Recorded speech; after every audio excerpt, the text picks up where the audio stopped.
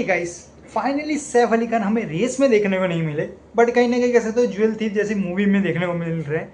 और कहीं ना कहीं कह सकता हूँ देश नेटफ्लिक्स अपने मनी फाइव लेके नहीं आ सकता, तो वो देसी टाइप का यानी इंडियन वर्जन मनी हाइस्ट लेके आया है, जो मैं मेरे समझ से परे कि काफ़ी हद तक कैरेक्टर्स जो है वो काफ़ी हद तक एक ही चीज़ के पीछे पड़े हुए हैं। और एक कैरेक्टर का अलग मोटिव है, दूसरे कैरेक्टर का अलग मोटिव है। कहीं ना कहीं कह सकते हो कि सैफ अली खान का कैरेक्टर जो है वो काफ़ी चीज़ों से परेशान हो सकते हैं।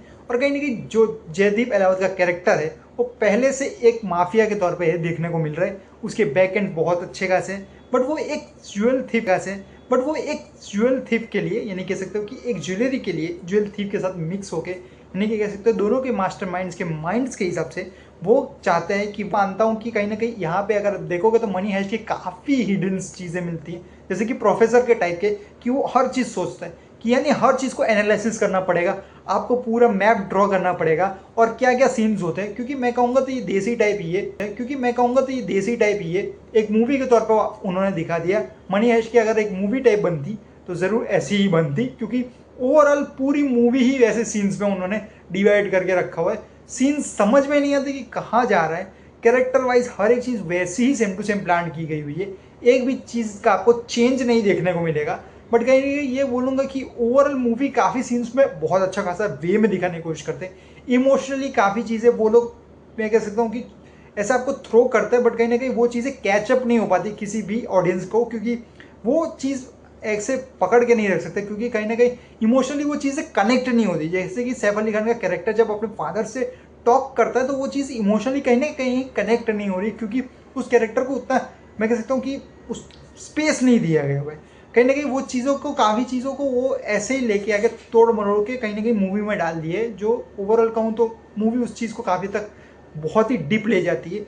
काफ़ी कैरेक्टर्स की परफॉर्मेंस मुझे अच्छी लगी, जैसे कि निकिता दत्ता का परफॉर्मेंस मैं कहूँगा बुरी नहीं थी, बट कहीं ना कहीं निकिता दत्ता को उतना कैरेक्टर को उतना ज़्यादा आर्क भी नहीं मिला कि कैरेक्टर को ज़्यादा कुछ बड़ा मिले। कुछ ट्विस्ट एंड टर्न्स आप फेंक सकते थे, बट नहीं, ओवरऑल जो एक कह सकते हो कि एक हीरोइन का काम होता है वही उन्होंने किया हुआ है। कहीं ना कहीं ओवरऑल विलन के तौर पर भी मैं देखूंगा उतना स्ट्रॉन्गेस्ट जयदीप अहलावत का कैरेक्टर नहीं उन्होंने पेश किया, क्योंकि कहीं ना कहीं कैरेक्टर के अंदर वो चीज़ होनी चाहिए, बट कुछ चीज़ें थी उसमें शुरुआती की। अगर आप सीन्स देखोगे तो जयदीप अहलावत के कैरेक्टर में लगता है कि हाँ वो एक विलन के तौर पे रिप्रेजेंट आप कर रहे हो, पर धीरे धीरे कैरेक्टर का डिप बहुत ज़्यादा लगता है। यानी कि फर्स्ट आपने उसके ग्राफ बहुत अच्छा खासा बनाया, फिर नीचे डिप होने लगता है, क्योंकि कैरेक्टर का स्पेस मैं कह सकता हूँ ख़त्म होने लगता है। कहीं ना कहीं हर एक कैरेक्टर के साथ आपने यही किया हुआ है। सैफ अली खान के कैरेक्टर को भी आपने ऐसे डिफाइन किया हुआ है, शुरुआती में उसके कैरेक्टर को आप अपग्रेड धीरे धीरे धीरे करके फिर ऊपर का ग्राफ आप लेके गए, बट कहीं ना कहीं कैरेक्टर की काफ़ी चीज़ें उन्होंने होल्ड करने की कोशिश नहीं की। यानी कि स्टोरी वाइज वो चीज़ें फिट ही नहीं बैठ रही कि कैरेक्टर क्या करना चाहता है, कैरेक्टर का आखिर क्या मोटिव है, कैरेक्टर किस लिए कर रहा है, ये समझ में नहीं आ रहा है, क्योंकि ऑडियंस से कनेक्ट ही फील नहीं हो पा रहा है। ओवरऑल अगर आप एवरेज मूवी देखना चाहते हैं तो नेटफ्लिक्स पे ये अवेलेबल है, ज़रूर जाके देखें, क्योंकि ओवरऑल मूवी बहुत अच्छी खासी वे में उन्होंने ज़रूर दिखाई गई हुई है। बट वो चीज़ें मैं कहूँगा काफ़ी चीज़ें वो मुझे कनेक्ट नहीं होती, कनेक्ट फील नहीं होती। ओवरऑल मूवी अच्छी है, आप जरूर चेकआउट करें। सब्सक्राइब करके आप को बाकी बोले कमेंट सेक्शन में जरूर बताइए आपको कैसे